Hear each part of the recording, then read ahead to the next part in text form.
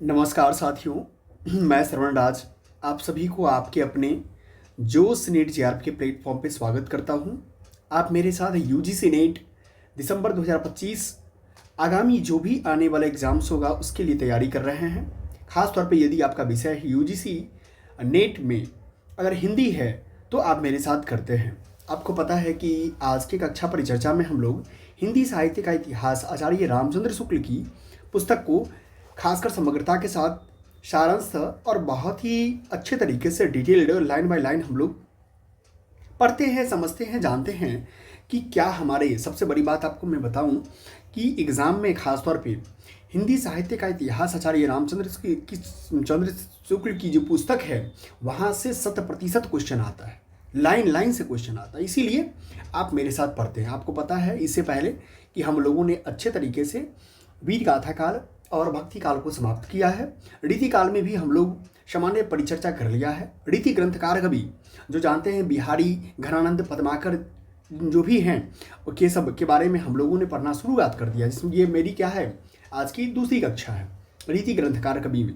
चलते हैं आगे, हम बढ़ते हैं। तो आप जब जाएंगे प्लेटफॉर्म पे तो आपको प्लेलिस्ट में दिखेगा हिंदी साहित्य का इतिहास आचार्य रामचंद्र शुक्ल की संपूर्ण निचोड़ के साथ आपको प्रारंभ मिलेगा। इसी में सारे आपको कंटेंट एक ही जगह कलेक्शन में मिल जाएगा। अब चलते हैं हिंदी साहित्य के इतिहास में आचार्य रामचंद्र शुक्ल की पुस्तक आप देख रहे हैं। जब जाएंगे आप यूजीसी नेट जेआरएफ के पूर्णतः प्लेटफॉर्म पे जाएंगे, 4 लिंक मिलेगा। यहाँ पे लिंक को क्लिक करने के बाद आपको टेलीग्राम का चैनल मिलेगा। टेलीग्राम से जरूर जुड़ जाना है क्योंकि जो भी अपडेट्स होता है वहाँ मैं देता हूँ। साथ ही चैनल को क्या करना है, सब्सक्राइब कर लेना है अगर आप मेरे चैनल पर पहले बार आई हैं, ठीक है। तो इसीलिए क्योंकि आपको यूजीसी नेट के लिए पेपर 1 और पेपर 2 कहीं नहीं जाना पड़ेगा। हिस्ट्री, ज्योग्राफी, पॉलिटी, इकोनॉमी जो भी सब्जेक्ट आपका है, हिंदी है, तो आप मेरे साथ क्या कर सकते हैं, तैयारी कर सकते हैं फ्री ऑफ कॉस्ट। रही बात प्लेलिस्ट का, तो प्लेलिस्ट में आपको समग्रता के साथ सीक्वेंस वाइज मिल जाएगा सारा चीज़। PY2 से सिलेक्शन तक भी मिल जाएगा, जिसमें कुल मिला के 10 वर्षों के पेपर का क्या किया जाता है, डिटेल एनालिसिस किया जाता है। यहाँ पर UGC net paper 1 complete batch आपको दी जा रही है, जहाँ पर आपको फ्री हैंड लेक्चर लिया जाता है। जहाँ कहीं से सबसे बड़ी बात क्या है कि आप नोट्स बना सकते हैं और अपने एग्जाम की 10 दिन पूर्व आप इस नोट्स को विद इन 1 से 2 दिन के अंदर क्या कर लेंगे, रिवाइज आपका हो जाएगा। जब हम आगे चलते हैं तो अब आते हैं हम काल विभाग में। कहाँ थे, काल विभाग में। जब काल विभाग को देखते हैं तो आपको पता है कि आदिकाल, जिसको वीर गाथा काल भी बोलते हैं, भक्ति काल, रीति काल और गद्य काल है। इस खासतौर पे वीर गाथा काल, भक्ति काल हो चुका है, आदिकाल रीति काल में प्रवेश कर चुके हैं। रीति काल में भी आपको पता है कि यहाँ पर देख रहे हैं कि प्रकरण 2 रीति ग्रंथकार कवि को हम लोग पढ़ते हैं। चिंतामणि त्रिपाठी से हम लोगों ने शुरुआत किया था, ठीक है। जब चिंतामणि त्रिपाठी के ही भाई, पता है आपको, चिंतामणि है, भूषण है, वतीराम है, जटाशंकर है। जब यहाँ से आगे बढ़ते हैं तो आपने देखा कि केशव को भी हम लोगों ने कल देखा था। आज हम लोग मंडन को पढ़ने वाले हैं। किसको, मंडन को पढ़ने वाले हैं। ये जैतपुर बुंदेलखंड के रहने वाले थे, ठीक है। फिर मैं कहता हूँ कॉपी और कलम निकाल के बैठिए। जैसे कि कॉपी कलम निकाल के बैठेंगे, जो महत्वपूर्ण आपको मैं बताते चलूँगा, क्या करेंगे आप लोग, अंडरलाइन कर लेंगे। संवत 1716 के आसपास राजा मगध सिंह के दरबार में वर्तमान थे, ठीक है। इनके फुटकल कवित सवैये बहुत सुने जाते थे, पर कोई ग्रंथ अब तक प्रकाशित नहीं हुआ, ठीक है। पुस्तकों की खोज में इनके 5 प्रमुख ग्रंथों का पता लगाया, कि जिसका नाम है रस रत्नावली, रसविलास, जनक पचीसी, जानकी जू को ब्याह और नैन पचासा। क्या है, नैन पचासा है। ये सब मंडन की क्या है, 5 ग्रंथ है। ये फिर मैं पुनः कहता हूँ, आप जब भी नोट्स बनाते हैं तो जो भी कवि है उनका खास तौर पे आप क्या करते हैं, बुक्स जरूर लिख लेते हैं और उनके टाइम पीरियड में कि कब वो मतलब प्रेजेंट थे, क्योंकि सीक्वेंस मिलाने में ना बहुत आसानी होगी। प्रथम 2 ग्रंथ जो है रस निरूपण पर है और उनके नामों से ही प्रकट होता है कि ग्रंथ जो संग्रह ग्रंथ है, संग्रह ग्रंथों में इनके कवित सवैये बराबर मिलते हैं। जैसे देखिए यहाँ पर एक लाइन लिखी हुई है कवित सवैये में, जय जय सुखद दुखद अब तई तई कवि मंडन बिछुरत जदुपति। यह पद भी इनका मिलता है। इसे जान पड़ता है कि कुछ पद भी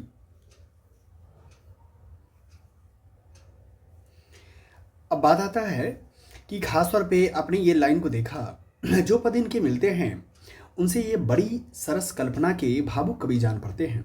भाषा इनकी बड़ी स्वाभाविक है, चलती है और व्यंजनापूर्ण होती है। इसमें और कवियों का सा शब्द आडंबर नहीं दिखाई पड़ता। ये सबैया देखिए कैसा आपको है। अली हो तो गई जमुना जल को, सो कहा कहो वीर विपत्ति परी। घहराई कहकारी घटा उनई, इतनई में गागरी शीस धरी। ठीक है, इस तरह की बातें यहाँ लिखी हुई है मंडन के द्वारा। अब आगे चलते हैं, आगे मतीराम के बारे में पढ़ते हैं। जो जानते हैं मतीराम किसका भाई था, जो त्रिपाठी जी का भाई था। ठीक है, अब कहते हैं कि ये रीतिकाल के प्रमुख कवियों में से एक हैं और चिंतामणि और भूषण के भाई परंपरा से प्रसिद्ध है। आपको पता ही है, जो शुरुआत में ही मैंने जब इससे पूर्व की कक्षा में चिंतामणि के बारे में जब पढ़े थे तो आपने पूरे अच्छे तरीके से देखा। ये जो है तिकवापुर जिला कानपुर में संवत 1674 में लगभग उत्पन्न हुए थे और बहुत दिनों तक जीवित रहे। ये बूंदी जो बाराबूंदी राजस्थान पड़ता है, ये बूंदी के महाराज जो है महाराज भाव सिंह के यहाँ बहुत काल तक रहे और उन्हीं के आश्रय में अपना जो ललित ललाम है, क्या है ललित ललाम नामक क्या किया, अलंकार ग्रंथ संवत 1716 के और 1745 के बीच इन्होंने लिखा। याद रखिए, पुनः मैं कहता हूँ, नोट्स बना लीजिए। ये जो आप दिख रहे हैं, ये पुस्तक का नाम क्या कीजिए, मतीराम के में ललित ललाम जो है ना, नाम ऐड कर देना है दोनों को। इनका छंदसार नामक जो है पिंगल ग्रंथ महाराज शंभू सोलंकी को समर्पित है। इनका परम मनोहर ग्रंथ जो है यशराज किसी को समर्पित नहीं है। इनके अतिरिक्त इनके 2 ग्रंथ और हैं, साहित्यसार और लक्षण श्रृंगार है। बिहारी सतसई के ढंग पर इन्होंने एक मतीराम सतसई भी बनाई। क्या है, मतीराम सतसई बनाई, जो हिंदी पुस्तकों की खोज में मिली। उनके दोहे समरसता में बिहारी के दोहों के समान है। अब चलते हैं आगे। मतीराम की रचना की सबसे बड़ी विशेषता यह है कि उसकी सरलता अत्यधिक क्या है, स्वाभाविक है, अत्यंत स्वाभाविक है। न तो उनमें भावों की कृत्रिमता है और न ही भाषा की। ठीक है, भाषा शब्द आडंबर से सर्वथा मुक्त है। केवल अनुप्रास के चमत्कार के लिए असक्त शब्दों की भर्ती कहीं नहीं है। जितने शब्द और वाक्य हैं वे सब क्या है, भाव व्यंजना में ही प्रयुक्त है। रीति ग्रंथ वाले कवियों में इस प्रकार की स्वच्छ चलती अस्वाभाविक भाषा कम कवियों में मिलती है। क्या है, कम कवियों में मिलती है, पर कहीं कहीं वह अनुप्रास के जाल में बेतरह जकड़ी पाई जाती है। सारांश यह है कि मतीराम की इसी रसनिग्ध प्रसाद पूर्ण भाषा रीति का अनुसरण करने वालों में बहुत ही कम मिलती है। ठीक है, आगे चलते हैं। भाषा की समान मतीराम की न तो भाव कृत्रिम है, न उनके व्यंजक व्यापार चेष्टाएं। भावों के असमान पर चढ़ाने और दूर की कौड़ी लाने के फेर में ये नहीं पड़े। नायिका के विरह ताप को लेकर बिहारी के समान मजाक इन्होंने नहीं किया है। इनके भाव व्यंजक व्यापारों की श्रृंखला सीधी और सरल है, बिहारी के साथ चक्करदार नहीं। वचनकर्ता भी इन्हें बहुत पसंद नहीं थी। इनको मतीराम को जिस प्रकार शब्द वैचित्र को ये वास्तविक काव्य से पृथक वस्तु मानते हैं, उसी प्रकार ख्याल की झूठी बारीकी को भी इनका सच्चा कवि हृदय था। ये यदि समय की प्रथा के अनुसार रीति की बंधी लीकों पर चलने के लिए विवश न होते तो अपनी स्वाभाविक प्रेरणा के अनुसार चलने पाते तो और भी स्वाभाविक और सच्ची भाव विभूति दिखाते। इसमें कोई संदेह नहीं। भारतीय जीवन की से छांट कर लिए हुए इनके मर्मस्पर्शी चित्रों में जो भाव भरे हैं वे समान रूप से सबकी अनुभूति के अंग है। क्या है, समान रूप से सबके अनुभूति के अंग है। रसराज और ललित ललाम मतीराम के 2 ग्रंथ बहुत ही प्रसिद्ध हैं। मैं फिर कहता हूँ, याद रखने के लिए ये जो इनका पुस्तक है ये याद रखना है। ठीक है, याद नहीं रखना बल्कि नोट्स बना में ऐड हो जाना चाहिए, क्योंकि रस और अलंकार की शिक्षा में इनके बराबर कोई नहीं होता। वास्तव में अपने विषय में ये अनुपम ग्रंथ है। उदाहरणों की रमणीयता क्या है, उदाहरणों की रमणीयता से अनायास रसों और अलंकारों का अभ्यास होता चलता है। रसराज का तो कहना ही क्या है। ललित ललाम में भी अलंकारों के उदाहरण बहुत सरस और स्पष्ट है। इसी समरसता और स्पष्टता के कारण ये दोनों ग्रंथ इतने सर्वप्रिय रहे हैं। रीतिकाल के प्रतिनिधि कवियों में पद्माकर को छोड़ किसी कवि में मतीराम की सी चलती भाषा और सरल व्यंजना नहीं मिलती। बिहारी की प्रसिद्धि का कारण बहुत कुछ वाग वैदज्ञ है। क्या है, वाग वैदज्ञ है। दूसरी बात यह है कि इन्होंने केवल दोहे कहे हैं, इससे उनमें वह नाद सौंदर्य नहीं आ सका जो कवि सवैये के लय में के द्वारा क्या होता है, संगठित होता है। जैसे देखिए मतीराम की कविता के कुछ उदाहरण नीचे दिए गए हैं। कुंदन को रंग फीको लगे, कुंदन को रंग फीको लगे, झलके अति अंगनी चारु गोराई, आखिन में अलसानी चितौनी, में मजनू विलासन की सरसाई, को बिनु मोल बिकात नहीं मतीराम, लहे मुस्कनी की मिठाई। ठीक है, यहां देखिए लिखा हुआ कैली के ईपीवाईक्यू में पूछा हुआ है, कैली के रहते आगे अघाने, नहीं दीन ही में लला पुनि घात लगाई। ठीक है, यहां देखिए इस तरह की बात। सुबन को मेटी दिली, देश दलीवे के चमू, सुभट समूह निसी बाकी उमहती है, कहे मतीराम तही रोकीबे को संगर में।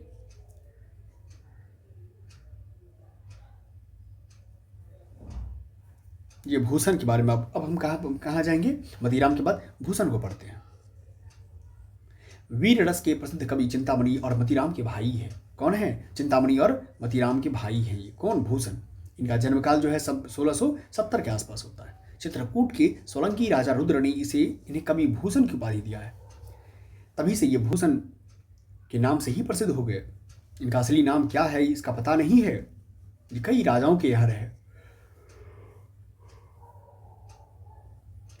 अंत में इनके मन के अनुकूल आश्रयदाता जो इनके वीर काल के नायक हुए छत्रपति महाराज शिवाजी मिले। पन्ना के महाराज छत्रसाल के यहाँ भी उनका बड़ा मान हुआ। राजा कहते हैं महाराज छत्रसाल ने उनकी पालकी में अपना कंधा लगाया था, जिस पर इन्होंने कहा था कि सिवा को बिखानो की बिखानो छत्रसाल को, सिवा को बिखानो की बिखानो छत्रसाल को। ऐसा प्रसिद्ध है कि इन्हीं के छंद पर शिवाजी ने लाखों रुपए मिले। इनका परलोकवास संवत 1772 में माना जाता है। रीति के भीतर श्रृंगार रस की ही प्रधानता रही है, ये बात आपको पता ही है। इसीलिए रीति काल को श्रृंगारकार भी कहा जा सकता है। कुछ कवियों ने अपने आश्रयदाताओं की स्तुति में अनेक प्रताप, उनके प्रताप आदि के प्रसंग में उनकी वीरता का भी थोड़ा बहुत वर्णन अवश्य किया है, पर वह शुष्क प्रथा पालन की रूप में ही होने के कारण ध्यान देने योग्य नहीं है। ऐसे वर्णनों के साथ जनता की हार्दिक सहानुभूति कभी नहीं हो सकती। पर भूषण ने जिन नायकों की कृति को अपने वीर काव्य का विषय बनाया, वे क्या हो गए? अन्याय दमन में तत्पर हिंदू धर्म के संरक्षक दो इतिहास प्रसिद्ध वीर थे। उनके प्रति भक्ति सम्मान की प्रतिष्ठा हिंदू जनता के हृदय में उस समय भी थी, आगे भी बराबर बनी रही और बढ़ती गई। इसी से भूषण के वीर रस के उद्गार सारी जनता के हृदय की संपत्ति है। भूषण की कवि कृति संबंधी एक अविचल सत्य का दृष्टांत है। जिसकी रचना को जनता का हृदय स्वीकार करेगा, उस कवि की कृति तब तक बराबर बनी रहेगी जब तक की स्वीकृति बनी रहेगी। क्या संस्कृत साहित्य में, क्या हिंदी साहित्य में सहस्त्रों कवियों ने अपने आश्रयदाता राजाओं की प्रशंसा में ग्रंथ रचे, जिनका आज पता तक नहीं है। पुरानी वस्तु खोजने वालों को भी कभी कभी किसी राजा के पुस्तकालय में, कहीं किसी घर के कोने में उनमें से दो चार इधर उधर मिल जाते हैं। जिस भोज ने दान देकर अपनी इतनी तारीफ कराई, उनके चरित्र काव्य भी कवियों ने लिखे होंगे, पर उन्हें आज कौन जानता है। शिवाजी और छत्रसाल की वीरता के वर्णनों को कोई कवियों की झूठी खुशामद नहीं कर सकता। वे आश्रयदाताओं की प्रशंसा की प्रथा के अनुसरण मात्र नहीं है। इन दो वीरों के जिस उत्साह के साथ सारी हिंदू जनता स्मरण करती है, उसी की व्यंजना भूषण ने की है। वह हिंदू जाति के प्रतिनिधि कवि है। जैसा कि आरंभ में ही कहा गया है कि शिवाजी के दरबार में पहुंचने से पहले भी और राजाओं के पास भी रहे हैं। उनके प्रताप आदि की प्रशंसा भी उन्हें अवश्य ही करनी चाहिए, ठीक है, पर वह झूठी थी, इससे टिक न सकी। पीछे भूषण को अपनी उन रचनाओं से विरक्ति ही हुई होगी। इनके शिवराज भूषण, शिवा बावनी और छत्रसाल दशक ये ग्रंथ मिलते हैं। किनके?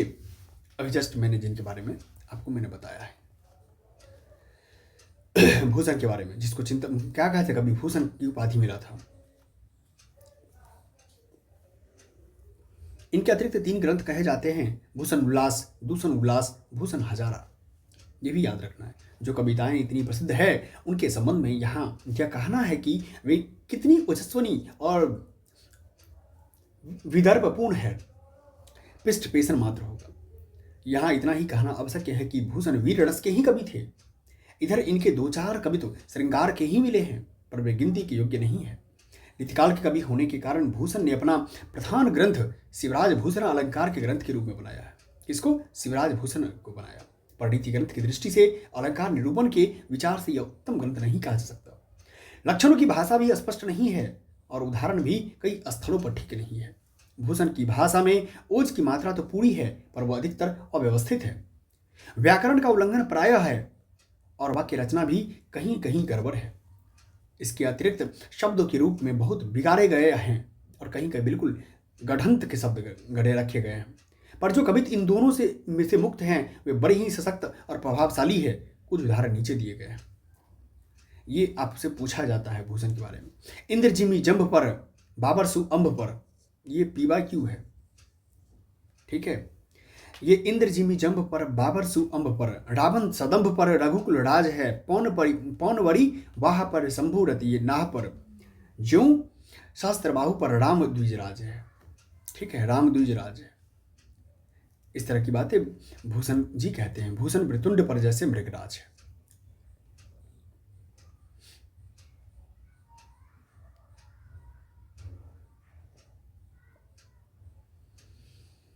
आप यहाँ पढ़ भी सकते हैं, अगर पढ़ने की इच्छा है तो पढ़ सकते हैं।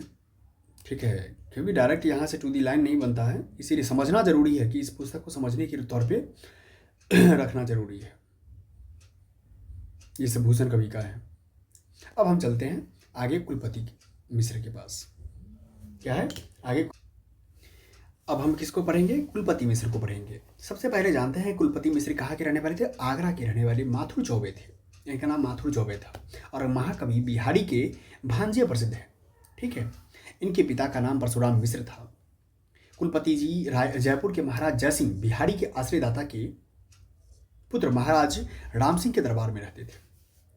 इनके रस रहस्य का रचना काल कार्तिक कृष्ण 11 संवत 1727 है। अब तक इनका यही ग्रंथ प्रसिद्ध और प्रकाशित है। किनका? आपने नाम सुन लिया, कुलपति मिश्र का एक पुस्तक का नाम क्या है? रस रहस्य। क्या नाम है? रस रहस्य। पर खोज में इनके निम्नलिखित ग्रंथ और मिले हैं। खोज करने पर द्रोण पर्व जो 1737 का है, युक्ति तरंगनी 1743 का है, नक्सिक संग्रहसार और गुण रस रहस्य 1724। अतः इनका कविता काल संवत 1724 से लेकर 1743 के बीच ठहरता है। रीतिकाल के कवियों में ये संस्कृत के अच्छे विद्वान थे। इनका रस रहस्य मुम्मट के काव्य प्रकाश का छाया अनुवाद है। साहित्य शास्त्र का अच्छा ज्ञान रखने के कारण इनके लिए यह स्वाभाविक था कि प्रचलित लक्षण ग्रंथों की अपेक्षा अधिक प्रौढ़ निरूपण का प्रयत्न करें। इसी उद्देश्य से इन्होंने अपना रस रहस्य लिखा। शास्त्रीय निरूपण के लिए पद्य उपयुक्त नहीं होता, इसका अनुभव इन्होंने किया।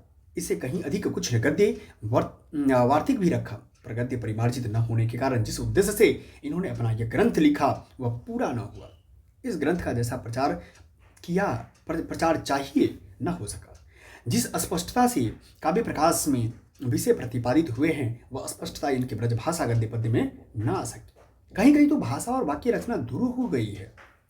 ठीक है, यद्यपि इन्होंने शब्द शक्ति और भाषादि निरूपण में लक्षण उदाहरण दोनों का लक्षण उदाहरण दोनों बहुत ही काव्य प्रकाश के लिए के ही दिए गए हैं। पर अलंकार प्रकरण में इन्होंने प्राय अपनी आश्रयदाता महाराज राम सिंह की प्रशंसा के स्वचलित उदाहरण दिए। ये ब्रजमंडल के निवासी थे, अतः इनको ब्रज की चलती भाषा पर अच्छा अधिकतर होना चाहिए। हमारा अनुमान है कि जहाँ इनको अधिक स्वच्छंदता ही रही होगी वहाँ उनकी रचना और सरस होगी। इनकी रचना का एक नमूना दिया गया जाता है। देखिए, ऐसी कुंज बनी क्या है? ऐसी कुंज बनी छवि पुंज रहे, अली गुंजत यो सुख लीजे, नयन विलास लिखिए, बनमाला विलोकत रूप सुधा भरी पीजे। ठीक है, अब हम देखते हैं किसको? सुखदेव मिश्र को। किसको? सुखदेव मिश्र को। खासकर सुखदेव मिश्र के बारे में जानते हैं कि दौलतपुर जिला रायबरेली में इनके वंशज अब तक हैं। कुछ दिन हुए उसी ग्राम के निवासी सुप्रसिद्ध पंडित महावीर प्रसाद द्विवेदी ने इनका एक अच्छा जीवन वृत्त सरस्वती पत्रिका में लिखा था। सुखदेव मिश्र का जन्मस्थान कंपिला है, जिसका वर्णन इन्होंने अपनी वृत्त विचार में किया है। इनका कविता काल 1720 से 1760 तक माना जाता है। इनके 7 ग्रंथों का अब तक पता चला है। कितने? 7 ग्रंथ का। वृत्त विचार 1728, छंद विचार फाजिल अली प्रकाश, रसावर्ण, श्रृंगार लता, अध्यात्म प्रकाश और दशरथ राय। अध्यात्म प्रकाश में कवि ने ब्रह्म ज्ञान संबंधी बातें कही है, जिससे यह जनश्रुति पुष्ट होती है कि वे एक निःस्पृह विरक्त साधु के रूप में रहते थे। काशी से विद्याध्ययन करके लौटने पर ये असोथर जिला फतेहपुर के राजा भगवंत राय खींची तथा खास करके डोडिया खेरे के राव मर्दन सिंह के यहाँ रहे। कुछ दिनों तक यह औरंगजेब के मंत्री फाजिल अली शाह के यहाँ भी रहे।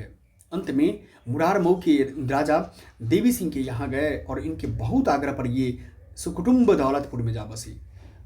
राजा राज सिंह गौर ने इन्हें कविराज की उपाधि दी। वास्तव में ये बहुत प्रौढ़ कवि थे। आचार्यत्व भी इनमें पूरा था। छंद शास्त्र पर इनका सा विशद निरूपण और किसी कवि ने नहीं किया है। ये जैसे पंडित थे वैसे ही काव्य कला में भी निपुण थे। फाजिल अली प्रकाश और रसावर्ण दोनों में श्रृंगार रस के उदाहरण बहुत ही सुंदर है। 2 नमूने लीजिए। ननद निरारी सासू माई के सिधारी, अहे रैन अंधियारी भरी सुसत न करू है। ठीक है, इस तरह की बातें यहाँ भी लिखे हुए हैं। अब हम चलते हैं कालिदास त्रिवेदी के पास। कहाँ चलते हैं? कालिदास त्रिवेदी जी के पास। ये अंतर्वेद के रहने वाले कान्यकुब्ज ब्राह्मण थे। इनका विशेष वृत्त ज्ञात नहीं। जान पड़ता है कि संवत 1745 वाली गोलकुंडे की चढ़ाई में या औरंगजेब की सेना में किसी राजा के साथ गए थे। इस लड़ाई का औरंगजेब की प्रशंसा से युक्त वर्णन इन्होंने इस प्रकार किया। गढ़न गढ़ी से गढ़ी, महल मढ़ी से मढ़ी, बीजापुर अपियो दलमली शुभराई में, कालिदास के पियो वीर औलिया अलमगीर, 3 तरवारी गही पुहाई पराई में। ठीक है, इस तरह की बात इन्होंने कही है। कालिदास का जम्बू नरेश जोगजीत सिंह के यहाँ भी रहना पाया जाता है। इनकी संवत 1749 में इन्होंने वार बोधा विनोद बनाया। यह नायिका भेद और नक्सिक की पुस्तक है। 32 कवितों की इनकी एक छोटी सी पुस्तक जंजीरावंत भी है। क्या है? जंजीरावंत भी है। राजा माधव बुधा मिलन विनोद नाम का कोई और ग्रंथ इनका खोज में मिला है। इन रचनाओं के अतिरिक्त इनका एक बड़ा संग्रह ग्रंथ कालिदास हजारा के बहुत दिनों में प्रसिद्ध चला आता है। क्या है? कालिदास हजारा। इस ग्रंथ के संबंध में शिवसिंह सरोज में लिखा है कि इससे संवत 1481 से लेकर 1764-76 तक के 212 कवियों में 1000 पद्य संग्रहित है। कवियों के काल आदि के निर्णय में यह ग्रंथ बड़ा ही उपयोगी है। इनके पुत्र कविंद्र और पौत्र दुल्लह भी बड़े अच्छे कवि हुए। एक अभ्यस्त और निपुण कवि थे। इनके फुटकल कविता इधर उधर बहुत सुने जाते हैं, जिनसे इनकी सहृदयता का अच्छा परिचय मिलता है। 2 कविता नीचे दिए जाते हैं। चूमो करकंज मंजू, अमल अनूप तेरो रूप के निधान का मोतन निहारी दे। ठीक है, अब हम कहाँ पढ़ते हैं किसके बारे में? राम सिंह सरोज। ठीक है, राम शिव सिंह सरोज में इनका जन्म जो है कब हुआ है? 1703 में लिखा गया है। कहा गया है कि इनकी कविता कालिदास की हजारा में है। इनका नायिका भेद का ग्रंथ श्रृंगार सौरभ है, जिसकी कविता बहुत ही मनोरम है। खोज में एक हनुमान नाटक आपने पढ़ा होगा। इससे पहले वाली कक्षा में भी हनुमान नाटक के बारे में शिव सिंह सरोज का जब हम चर्चा कर रहे थे तब हम लोग पढ़े थे। शिव सिंह के अनुसार इनका कविता काल 1730 के लगभग माना जा सकता है। इनका एक कविता नीचे दिया गया जाता है। उमड़ी घुमड़ी घन घोरत अखंड धार, चंचला उठती तामे तरजी के। ठीक है, नेवाज ये अंतर्वेद के रहने वाले ब्राह्मण थे। संवत 1737 के वर्तमान थे। ऐसा प्रसिद्ध है कि पन्ना नरेश महाराज छत्रसाल के यहाँ ये किसी भगवत कवि के स्थान पर नियुक्त हुए थे, जिस पर भगवत कवि ने यह फवती छोड़ी थी। देखिए क्या है सो, भली आजू कली करत हो छत्रसाल महाराज, जहाँ भगवत गीता पढ़ी तहाँ कभी पठत निवाज। ठीक है। शिव सिंह सरोज ने नेवाज का जन्म सब संबत 1739 में लिखा है, जो ठीक नहीं जान पड़ता, क्योंकि इनके शकुंतला नाटक का निर्माण काल 1737 है। दो और नेवाज हुए। कौन हुए? दो और नेवाज हुए, जिनमें एक भगवंत राय खींची यहाँ थे। प्रस्तुत नेवाज का औरंगजेब के पुत्र आजम शाह के यहाँ रहना भी पाया जाता है। इन्होंने शकुंतला नाटक का आख्यान दोहा, चौपाई, सबैया आदि छंदों में लिखा। इनके फुटकल कवि तो बहुत स्थानों पर संग्रहित मिलते हैं, जिनमें इसकी काव्य कुशलता और सहृदयता टपकती है। भाषा इनकी बहुत ही परिमार्जित है और व्यवस्थित और भावुपयुक्त है। उसमें भर्ती के शब्द वाक्य बहुत ही कम मिलते हैं। इनके अच्छे श्रृंगारी कवि होने में संदेह नहीं। संजोग श्रृंगार के वर्णन की प्रवृत्ति इतनी विशेष जान पड़ती है, जिसमें कहीं कहीं अश्लीलता की सीमा के भीतर जा पड़ते हैं। दो सवैये इनके उद्धत किए जाते हैं। देखी हमें सब आपुस में जो कछु मन भावे सोई कहती है, ले गहरा घर हाई लुगाई सबे निसी देओस निवाज हमें दहती है। ठीक है। अब चलते हैं देव जी के पास। क्या है? देव। कौन है ये देव? ये इटावा के रहने वाले सनाढ़ ब्राह्मण थे। कुछ लोगों ने इन्हें कान्यकुब्ज सिद्ध करने का भी प्रयत्न किया है। इनका पूरा नाम क्या है? देवदत्ता था। भाव विलास का रचना काल इन्होंने 1746 में दिया है, और उस ग्रंथ निर्माण के समय अपनी अवस्था 16 ही वर्ष की कही है। इस हिसाब से इनका जन्म संवत 1730 से निश्चित होता है। इसके अतिरिक्त इनका और कुछ वृत्तांत नहीं मिला। किसका? देव का।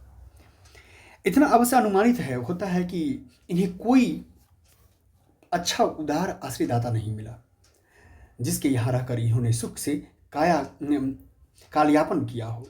ये बराबर अनेक रसोइयों के यहाँ एक स्थान से दूसरे स्थान घूमते रहे, पर कहीं जमे नहीं।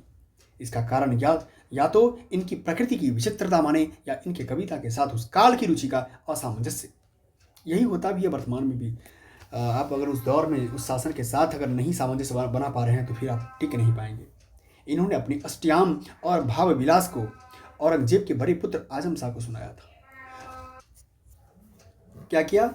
आजम शाह को सुनाया था, जो हिंदी कविता के प्रेमी थे। कौन? औरंगजेब के बेटा आजम शाह। इसके पीछे उन्होंने जो भवानी दत्ता वैश्य के नाम पर भवानी विलास और कुशल सिंह के नाम पर कुशल विलास की रचना की। फिर मर्दन सिंह के पुत्र राजा उद्योत सिंह वैश्य के लिए प्रेम चंद्रिका बनाई। इसके उपरांत ये बराबर अनेक प्रदेशों में भ्रमण करते रहे। इस यात्रा के अनुभव का इन्होंने अपने जाति विलास नामक ग्रंथ में कुछ उपयोग किया। इस ग्रंथ में भिन्न भिन्न जातियों और भिन्न भिन्न प्रदेशों की स्त्रियों का वर्णन है। वर्णन में उनकी विशेषताएं अच्छी तरह व्यक्त हो गई।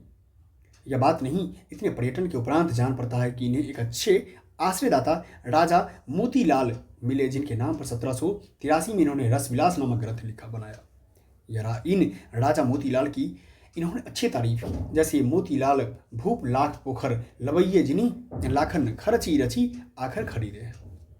रीतिकाल के प्रतिनिधि कवियों पे शायद ही सबसे अधिक ग्रंथ रचना देव ने की है। इनकी रची पुस्तकों की संख्या जो है 52 है, और कोई 72 बतलाते हैं। जो हो, इनके ग्रंथों का पता तो है। देखिए ग्रंथ के बारे में। देव का भाव विलास, अष्टयाम, भवानी विलास, सुजान विनोद, प्रेम तरंग, राग रत्नाकर, कुशल विलास, देवचरित, प्रेम चंद्रिका, जाति विलास, रस विलास, काव्य रसायन या शब्द रसायन, शुक सागर तरंग, वृक्ष विलास, पावस विलास, ब्रह्म दर्शन 25, तत्व दर्शन 25, आत्मदर्शन 25, जग दर्शन 25, रसानंद लहरी, प्रेम दीपिका, नक्सिक, प्रेम दर्शन।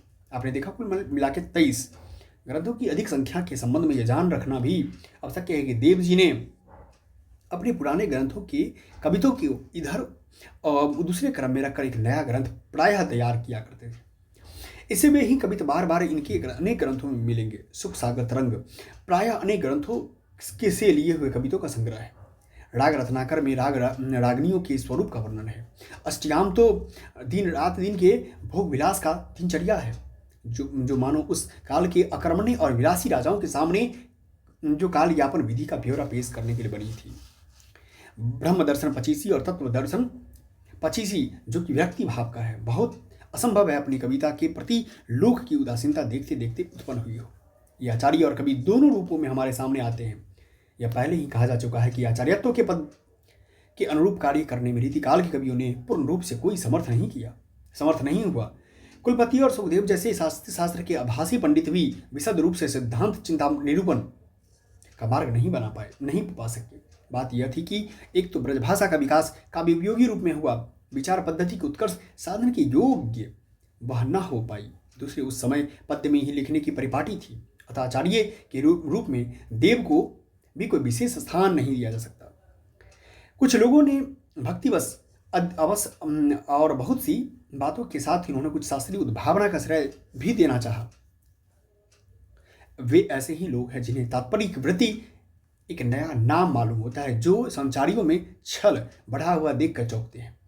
न्यायियों की तात्पर्य वृत्ति बहुत काल से प्रसिद्ध चली आ रही है और यह संस्कृत के सब साहित्य मीमांसकों के सामने थी।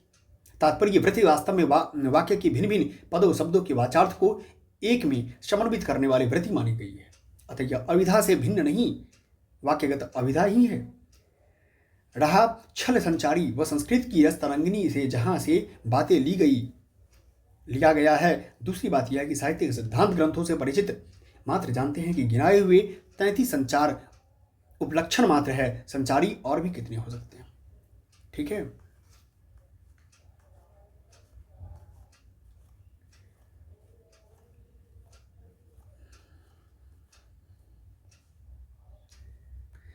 ऐसा करते हैं कि श्रीधर तक हम लोग जाने से पहले क्या करते हैं कि इसको मैं यहीं रखता हूं। ठीक है, यहीं रखते हैं।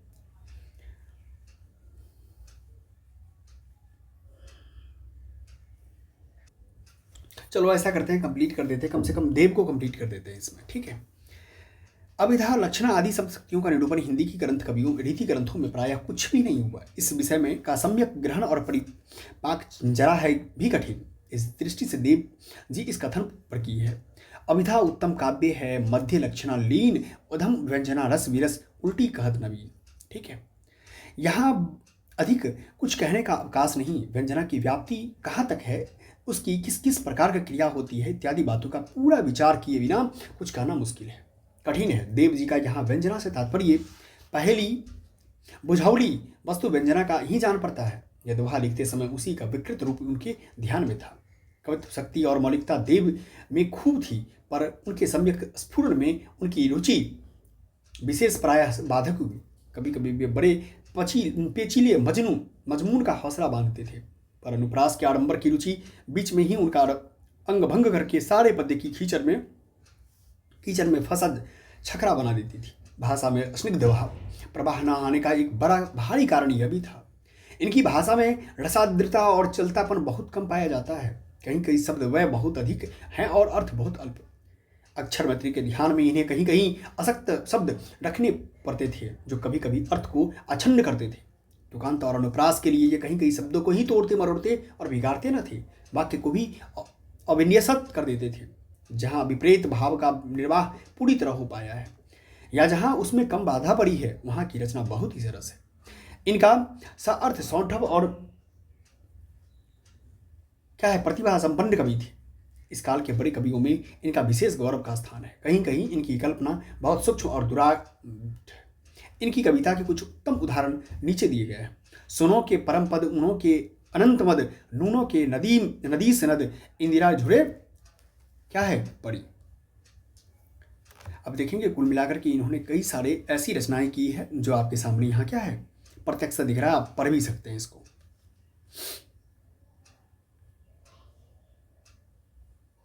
अब हम लोग क्या करेंगे, जब अगली कक्षा हम लोग स्टार्ट करेंगे तो हम लोग क्या करेंगे, श्रीधर से शुरुआत करेंगे। श्रीधर या मुरलीधर कहते हैं।